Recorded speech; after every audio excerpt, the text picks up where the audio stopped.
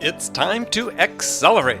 Hi, I'm your host, Andy Paul. Join me as I host conversations with the leading experts in sales, marketing, sales automation, sales process, leadership, management, training, coaching, any resource that I believe to help you accelerate the growth of your sales, your business, and most importantly, you.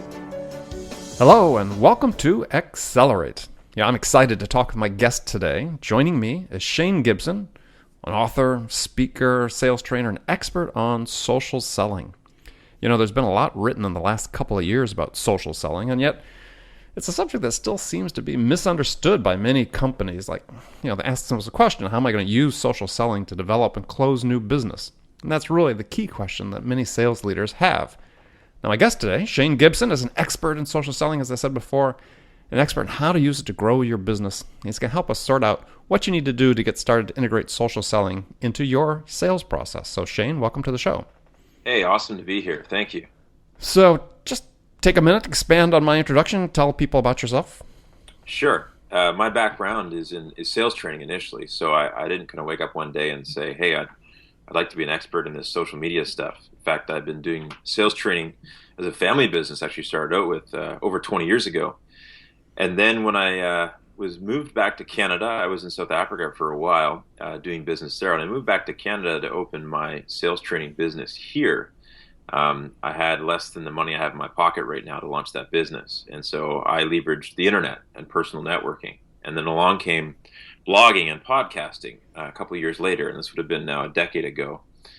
And then all of a sudden, I went from using it to generate my own business to have my clients asking me, look, it's great that you've told us how to close and how to reach decision makers and handle objections and all that great stuff. But we want to learn how to use the internet like you are to develop more business, build relationships with clients. So I kind of stumbled into it through a lot of my sales training clients. And then back in 2009, 2010, I wrote two books. One book called Sociable with Stephen Jagger. Very good book, by the way. I've read that. Thank you. That's great. Yeah, and we had a lot of fun writing that. And then the other book was in 2010. I wrote with Jay Conrad Levinson on guerrilla social media marketing. And kind of what happened at that point is my two worlds collided. My social media world and my sales world converged. And there became this niche, or this massive demand, actually, to help sales organizations really effectively use social media and social networking for sales, all aspects of sales and customer engagement. So that's kind of how I sort of organically fell into this place. And it's pretty exciting to see, literally in the last couple of years, I'm sure you witnessed and seen, is just it explode as a discipline. The technologies available are very exciting. And the adoption of even kind of old school companies that I'm really surprised to see using it are using it well. So I think we're really at the sunrise aspect of this whole trend of social selling. So, let's get down to the basics on that then. So, give us your definition of social selling, because I think as many people as there are in the audience, they probably have a different conception individually of what social selling is. So, to you, what is it? Oh boy, social selling. Let's kind of break up these two aspects. I believe that sales is about creating an environment where an act of faith can take place. So that's what sales is. It's about creating an environment where an act of faith can take place. And social, when referring to social media and social networks, the word social implies two-directional or bi-directional communications, interaction, dialogue, networking, communications. And so I think that social sales is about utilizing social networks to have two-way conversations with our community, build relationships, so we can create an environment where an act of faith can take place. And I think this is where social media is much misunderstood, has been since the dawn of social media, even with marketers, is they think that it's a soapbox that you get on and you yell louder than your competitors. And I think a lot of salespeople see it as that, or channel the spam people. Yet it is about creating dialogue and connecting and really establishing yourself as a thought leader in your vertical. But the idea of establishing yourself as a thought leader perhaps plays to some of those fears people have about it just being a soapbox, right? Yelling louder than other people. Sure. Well, thought leadership, I look at thought leadership as three key disciplines. First piece is, number one, you're creating content and curating content. that resonates specifically with your market. So it typically is going to help them either reach their goals faster, more efficiently, better, or it's going to help them solve a pain. So that's the first step, content creation, which could be seen as yelling, but if you're doing it well and it resonates with somebody and it's relevant, then it's okay. Then the next piece is building community. So that is about networking, expanding your network, actually helping other people out with your online voice in a positive way. And then the third piece is conversation, having relevant conversation and dialogue around your area of expertise online. So that's kind of your three steps or three pieces that relate to thought leadership. And if you do this well, you can create a magnetic brand that people, because you've built a community around yourself, usually are in a certain specific discipline, plus you've had great conversations, established rapport, and your content's relevant, you're not at all yelling to people. In fact, you're seen as a resource and an influential hub to help them with their business or their community. So I think that that's how I define, not as much define thought leadership, but that's how I see it happening as a process.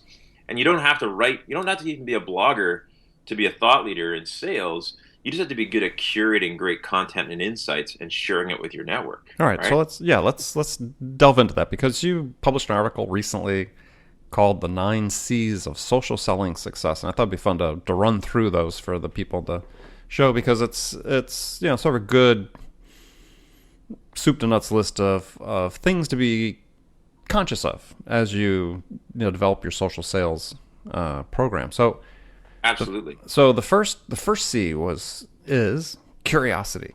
Absolutely. So explain what you mean. How does that play into social selling success? I believe that number one is social selling. It's changing constantly, right? As a landscape, sales in general is. But there's new technologies, new ways to reach your demographic. What worked last week might not work this week. It's just a sense of curiosity about how do I adapt? How could I do this better? What's the latest tool I could use that would give me the advantage? But also, how do people educate themselves about it and keep abreast of what's new? I mean, you're coming into it sort of cold. You're looking at the marketplace. I know Twitter, I know LinkedIn, I know Facebook, but as you said, there are new tools coming out beyond just sort of the staples. How do people educate themselves? What's a good first step to educate themselves about what's out there? Well, not to self-promote too much, but my podcast is a great one as well.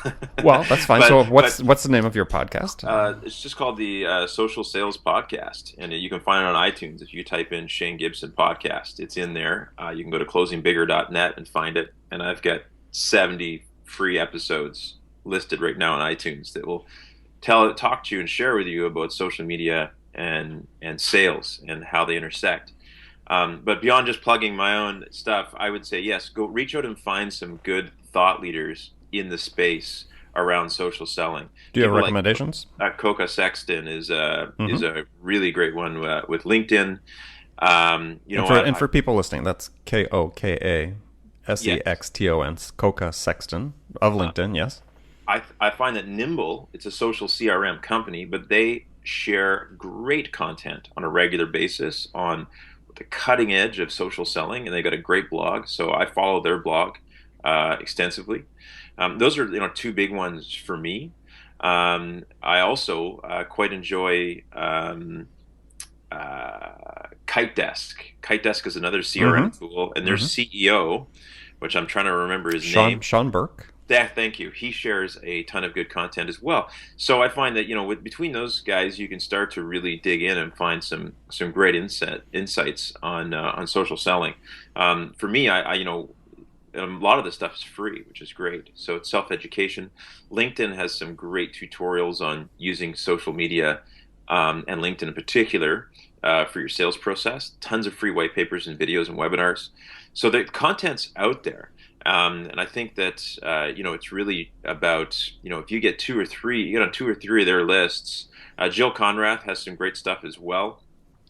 So these are all people that have some great content. But curiosity too is it's a great, and I want to get back to this. It's not just about social selling. It's a great sales attribute.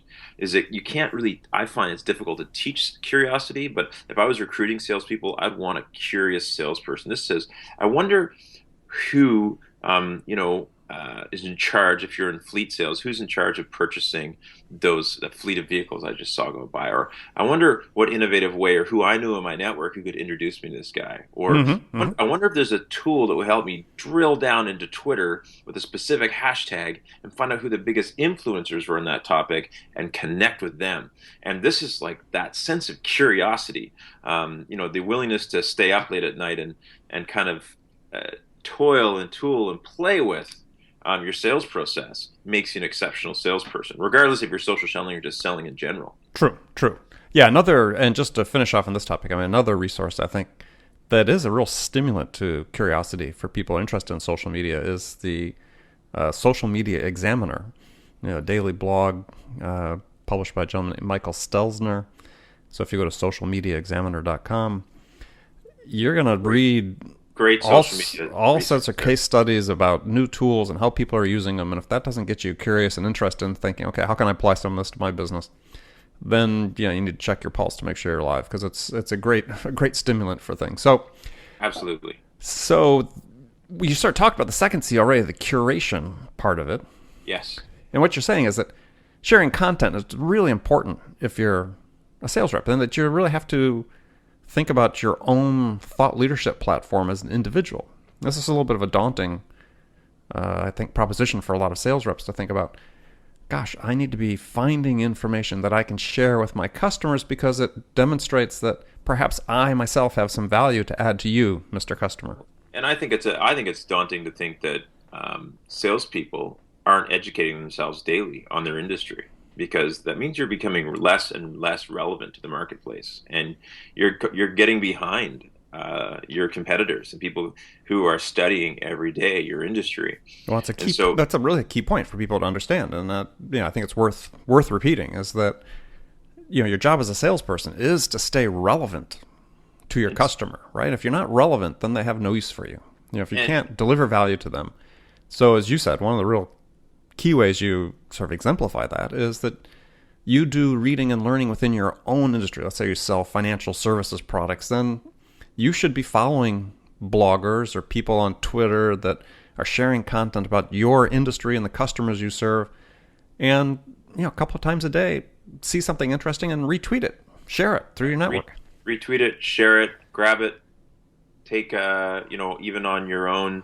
Somebody says, well, I can't blog, I'm not really a thought leader, but what if you took and on LinkedIn Pulse, you can actually create blog posts on your own LinkedIn profile, and you picked the top 10, industry resources of the week, and it just went out every Friday or every Monday morning, and you posted on your network, and then you shared it with your key connections, and you did a lot of work for these senior executives that you want to sell to, for instance, where now they don't have to dig through the internet and do a bunch of research to find out the breaking news and the best industry insights. You're seen as the guy who's educated on it, who reads the type of stuff they find valuable. And the minute curation will also take you from being a product peddler to actually like a resource, a business peer who discusses the same topics and challenges that these business people that you want to do business with are interested in. Yeah, well, basically, you're training them that you're a source of value. And so people say, well, can't people just Google? Well, if you Google something, you'll know that you'll have 32 posts that come up, and they'll all be somewhat conflicting. And who's right? Well, if you can establish yourself as a really great content curator, not necessarily even a blogger, but just a great sales professional who knows your industry, who can be trusted to share really good industry information, then people have more time for you. The other benefit is just simply the social signals. So what I mean by that is when you log into LinkedIn, the first thing you see is the home feed. And the home feed is the most recent updates or posts from the people in your network.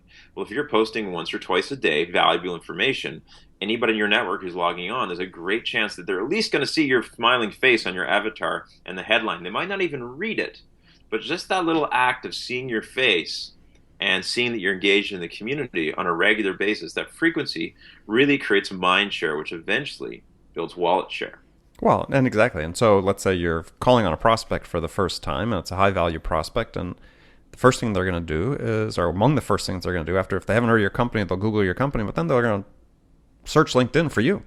Absolutely. And so if they come to your profile and they see that you, as you said, let's say you were posting, you curated, let's say just the top 5 resources you saw, information, top 5 articles of the week, your opinion only. but you don't have to write anything. You just post those to your, as you said, to LinkedIn. Holy cow. They're saying, like, this guy can add something, or this woman or this guy can add something to what we're trying to do.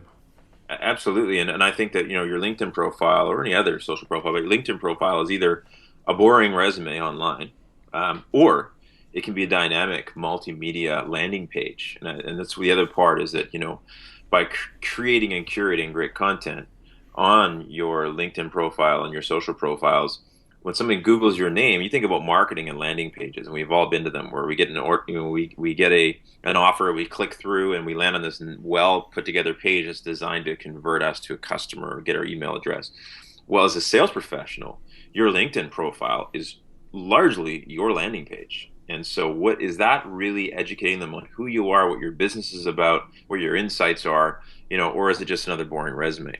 And so I think that that like as you related to the creation and curation aspect is really, really key there.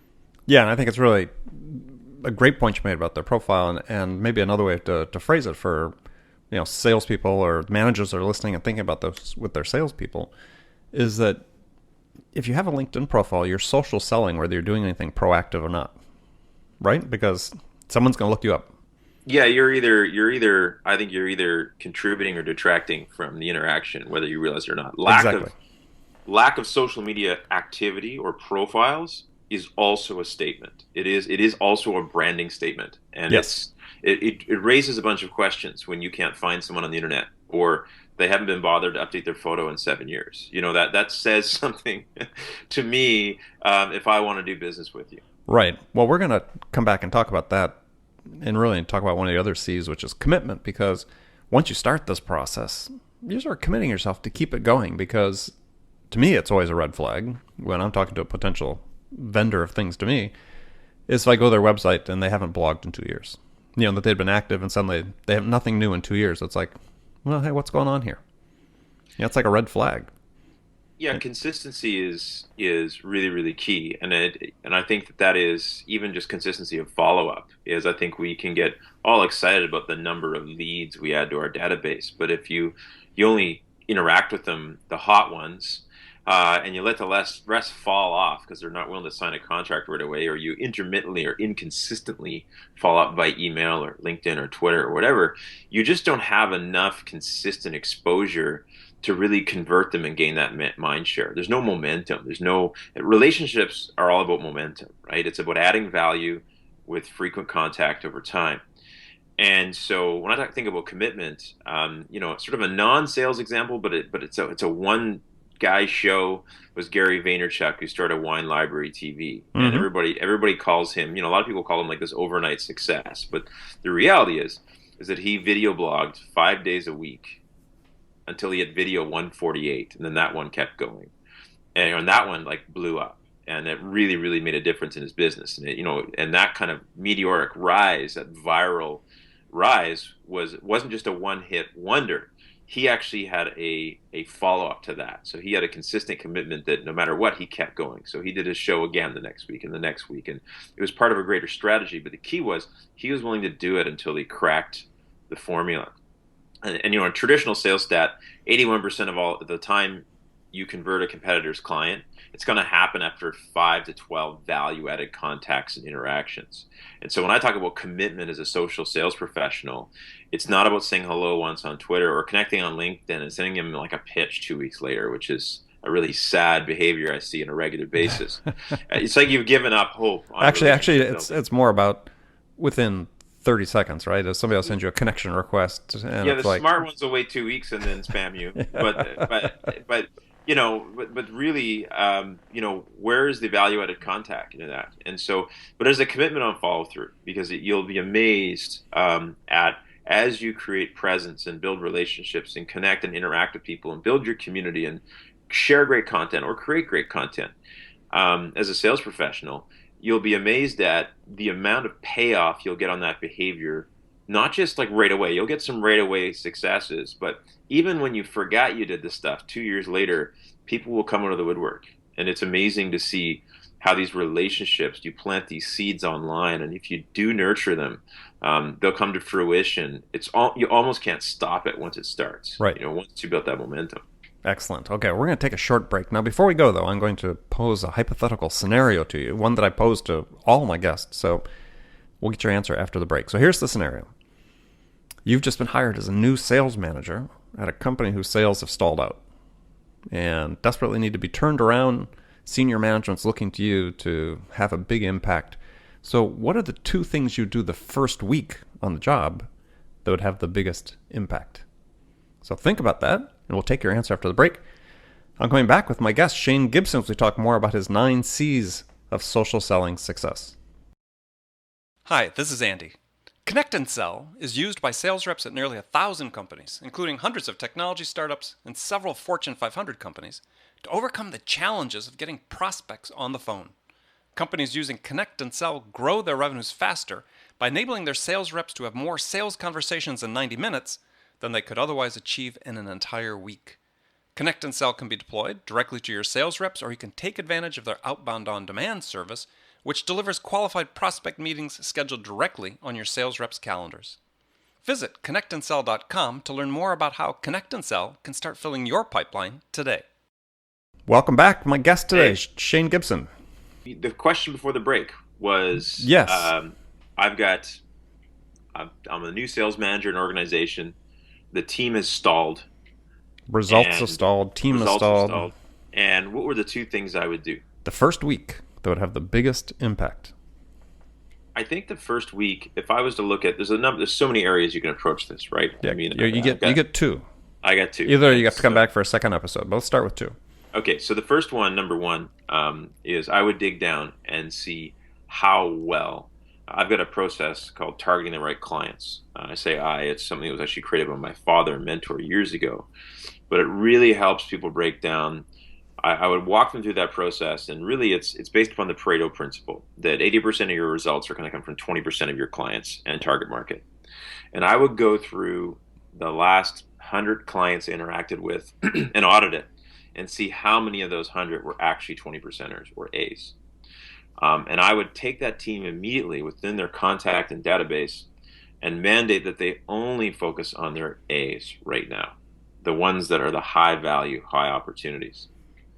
The second thing that I would do with that team, and this is hard because this is a bit of a hypothetical, and thinking what industry they're in, what's the next step, is I would break down their sales process to daily disciplines. I find when most teams stall or it's lack of results, it can be broken down to the daily disciplines.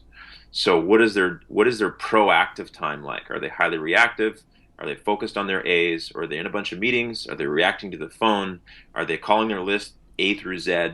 Or are they truly focused in a proactive fashion? And so those two big things, getting them to focus on the 20%, that's going to get them 80% of their results, and then putting a daily discipline plan in place that's highly proactive is the next step. And those would be the two big ones that I find for sales organizations that I've worked with over the years, that surprisingly, no matter how big and well-established the organization is, you'd be surprised how many people are indiscriminate about who they're calling, contacting, and interacting with on a daily basis. Yeah, and I think one of the key things, and I use a different term for it, but as you said, even companies that have been in business for a long time, they lose the recipe, right? They at one point they were doing something that was really making them successful, enabling them to grow, and then certain distractions set in, or they lose their focus a little bit, and they lose the recipe.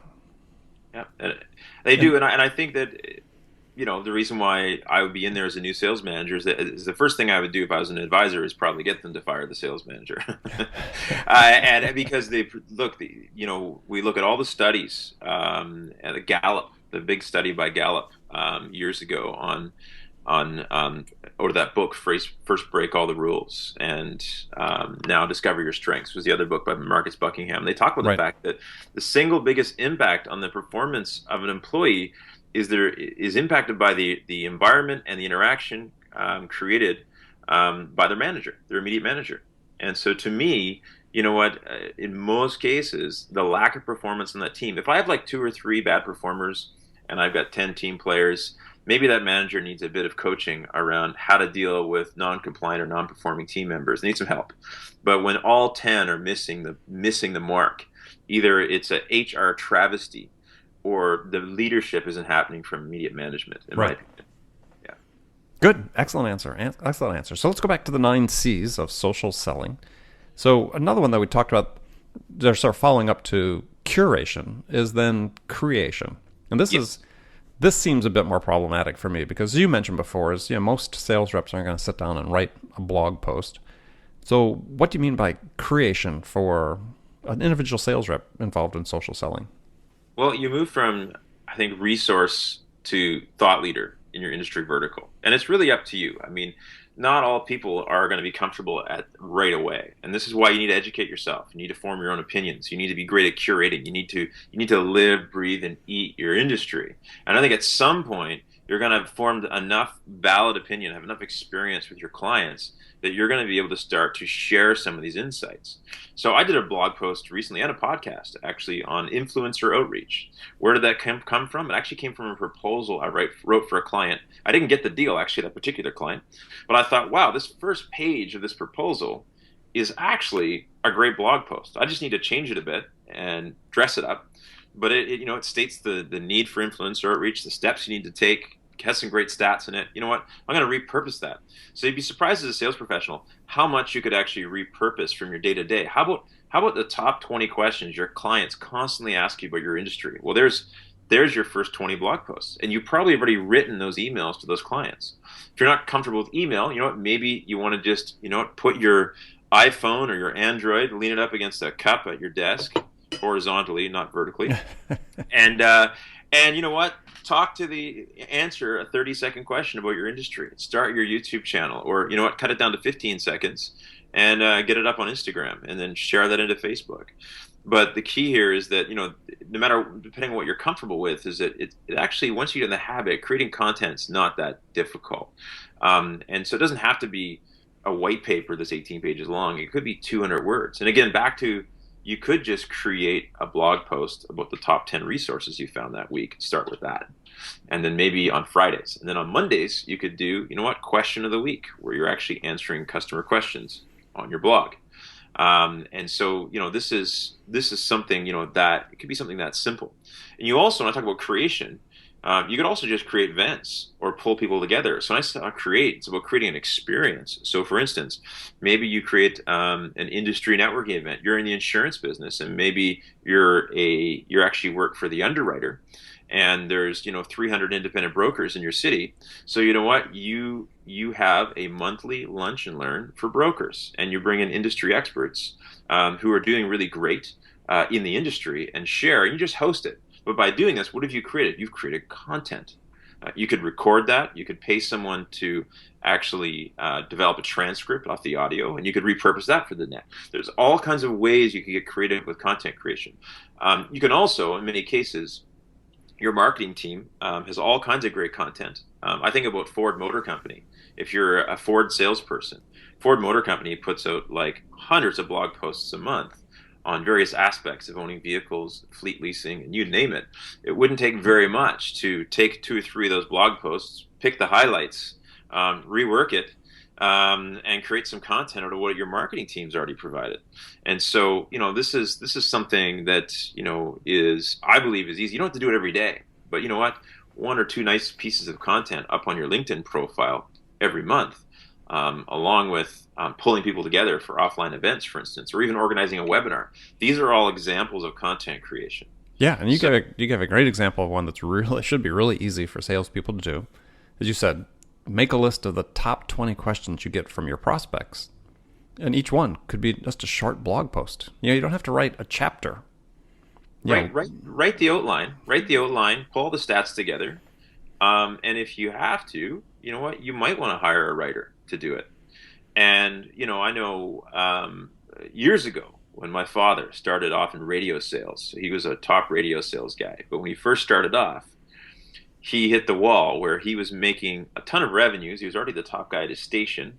And he went to his boss and said, look, all this admin work is killing me, right? And he said, how do I get around this? And they said, well, we don't have budget to hire an assistant. So he said, well, can I pay for it myself? I know this sounds crazy, but they said, do you want to pay for your own assistant? And he said, absolutely. So he hired his own personal assistant. They came in and worked 2-3 days a week.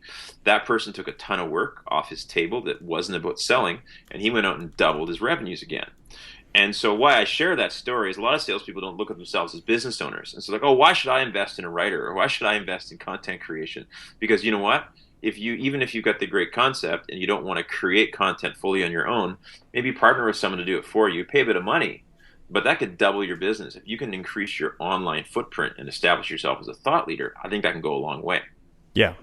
Oh, absolutely. Absolutely. I mean, invest in yourself just to learn how to do some of these things. I mean, that is a huge investment that's going to have major payback for you if you're in sales. If you're not tech literate as a sales professional, if you're retiring in the next 4 years, I would say don't worry about it.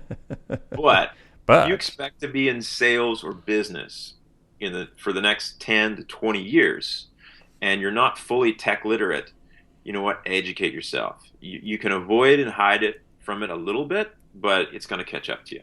And you're gonna be outpaced by the people who are fluid with using these tools. yeah, I agree. All right, we're going to move into the last segment of the show. After we finish this segment, you're going to give people some information about how they can find out more about the remaining 9 C's that we didn't get a chance to talk about here today. But now we're going to move into some rapid fire questions and answers. Are you ready? Great. So, what's the most powerful sales tool in your arsenal?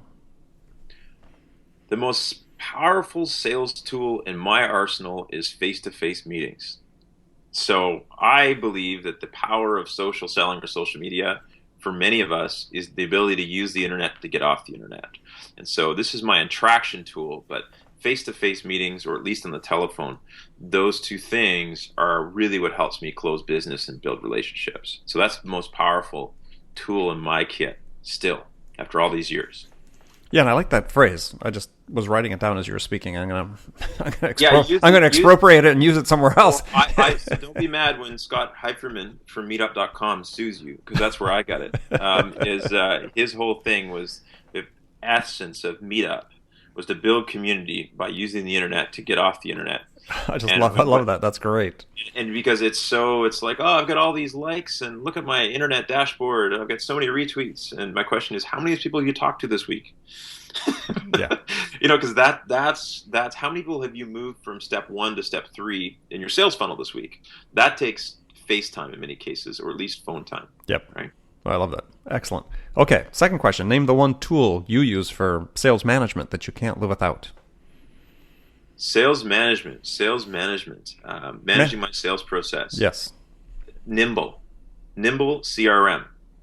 Nimble is a social CRM, and it does so much for me that if I had to organize it on myself, I'd be dead in the water. There's no way I could manage 5,500, getting close to now 6,000 LinkedIn connections and 3,000 Facebook connections and 30,000 Twitter connections and all my clients and interactions and trying to keep up with their social feeds.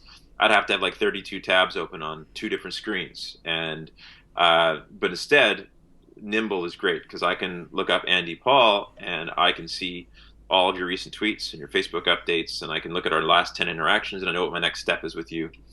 And I can click through on your company name and see who else in your company, what they're up to, and it organizes your social really well and pushes it into a sales process for me. So it's a really great tool, and that's my go-to tool. I'm going to cheat and I'm going to add one more because I've integrated them. Is I use Hootsuite plugged into Nimble, and Hootsuite schedules all my tweets for me. It helps me track influencers. I can even plan social media campaigns as a sales professional through that dashboard. So those two tools, like bundled together, are what I spend like 50% of my screen time on when I'm marketing or selling. Okay, excellent. Well, John Ferrara will appreciate the plug. Absolutely. He's the CEO of Nimble, and he's also a guest on an upcoming episode in the show. So, fantastic. Who's your sales role model? My dad.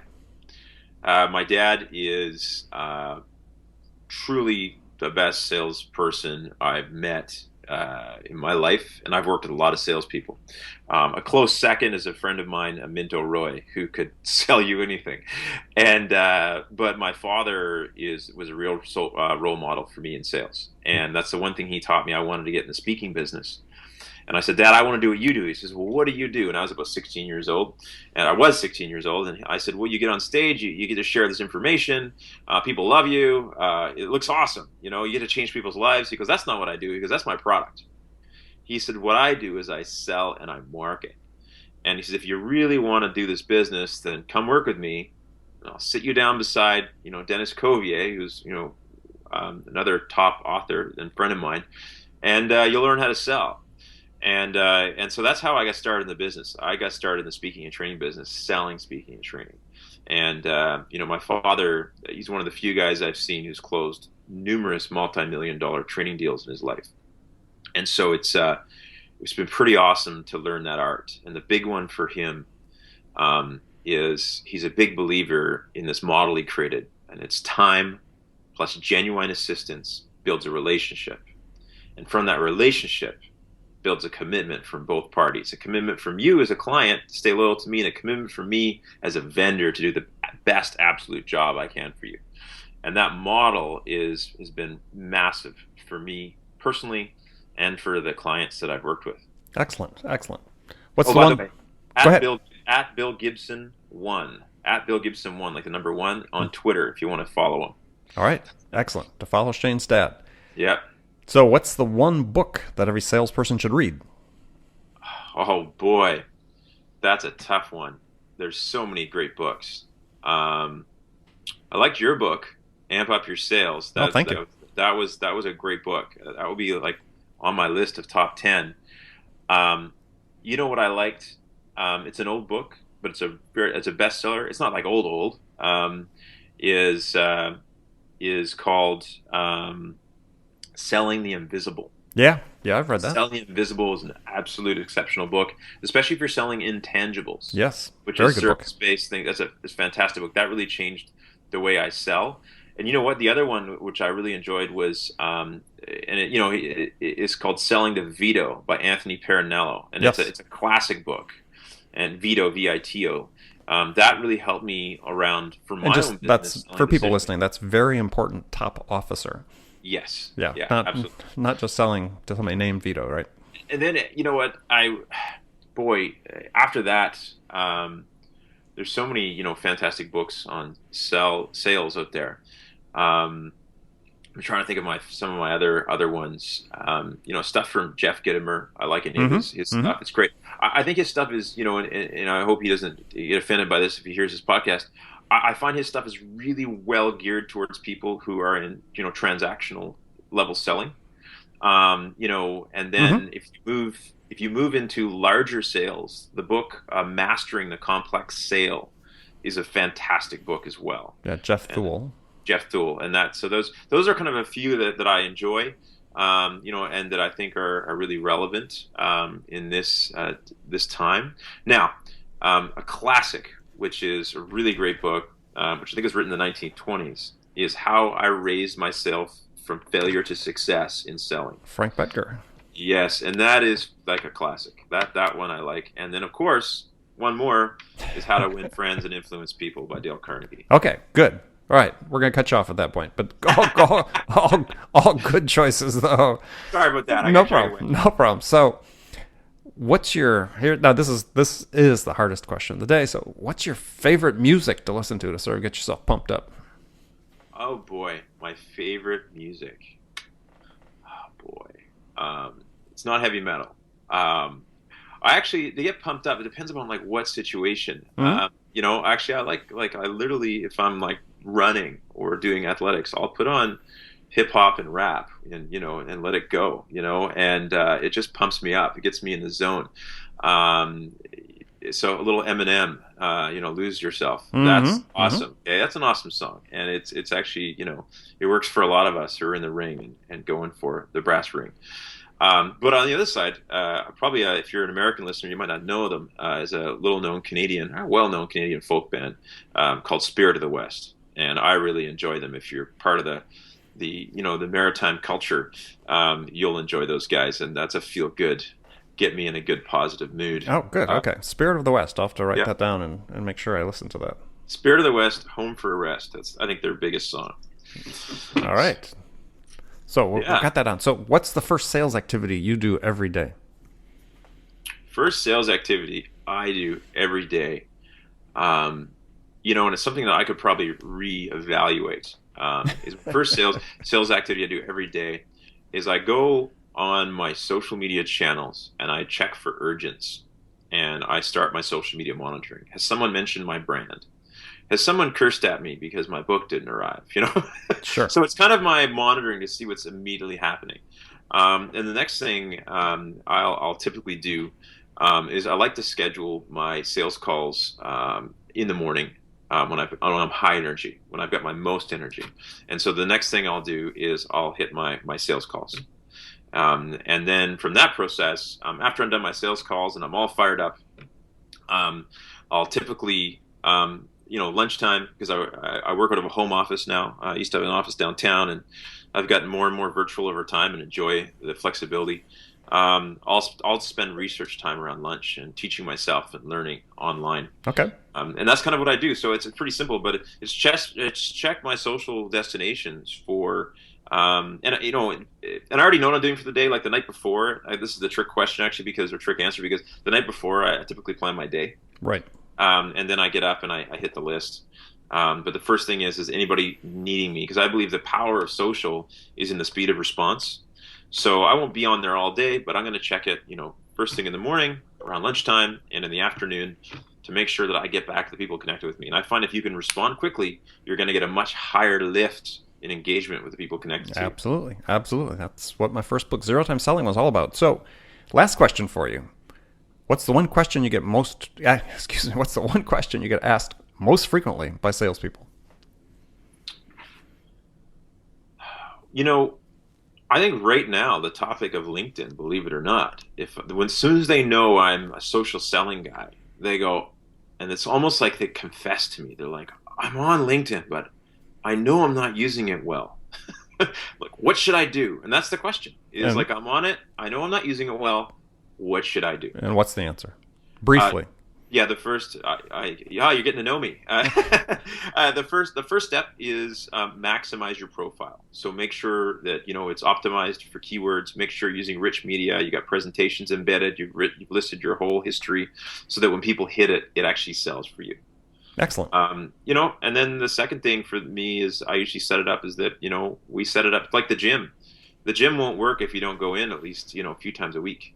And you don't have to be in there an hour a day, but 20 minutes a day even will help. And so the goal is to help them set them up so they're in there 20 minutes a day, curating great content and making new connections and having good conversations. And it's simple, but so few of them, they just create their profile and then sit there and stare at it. Right.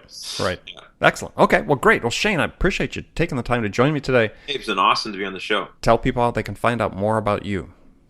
Best way to find me is closingbigger.net is my blog and site. You're going to find my blog posts. You're going to find a link to my iTunes podcast. You can also search for Shane Gibson Podcast on iTunes to find me. And you can follow me on Twitter @Shane Gibson. Okay, excellent. And all those links will be on the show notes page for this particular episode on my website at andypaul.com. So again, that's Shane. Thanks for joining me. And remember, friends, make it a part of your day, every day, to deliberately learn something new to help you accelerate your success. Subscribing to this podcast is an easy way to do that, because then you'll make sure you don't miss any of our conversations with top business experts like our guest today, Shane Gibson, who share their experience and expertise about how to accelerate the growth of your business. So thanks for joining us. Until next time, this is Andy Paul. Good selling, everyone. Thanks for listening to the show. If you like what you heard and want to make sure you don't miss any upcoming episodes, please subscribe to this podcast on iTunes or Stitcher.com. For more information about today's guest, visit my website at andypaul.com.